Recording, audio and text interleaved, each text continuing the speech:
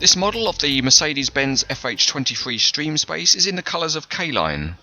K-Line is part of the global transportation company Kawasaki Kaisen Keisha. And if you're impressed with my speaking of Japanese, all I can say is you're easily impressed. The model is packaged in a standard NZG branded box, and it's quite securely packaged at that, with the container being a particularly tight fit in the packaging. There are only 3 parts to the model: the tractor, the trailer and the container, so there's no other assembly to do. As is often the case with a model like this, there's no information about the real vehicle, or the colour scheme, or the model itself.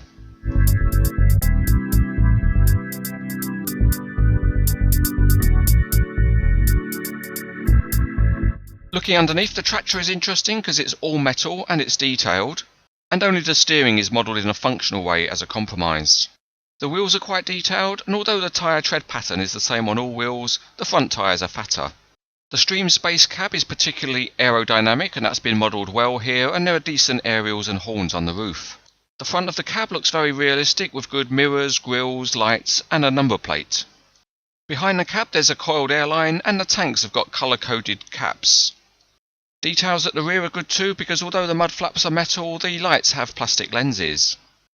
Although it's difficult to see the interior details of the cab, they are good because there's a 2-tone fascia and the seats are also 2-tone. Turning now to the trailer chassis, it's really very simply modelled. It's all in metal and there's a couple of spare wheels at the back.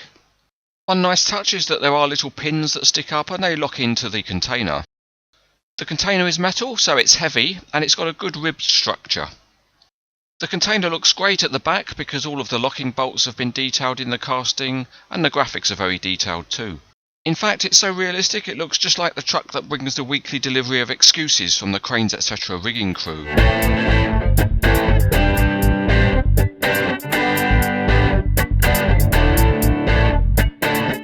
The Actros tractor has got a nice heavy feel to it, so it rolls well.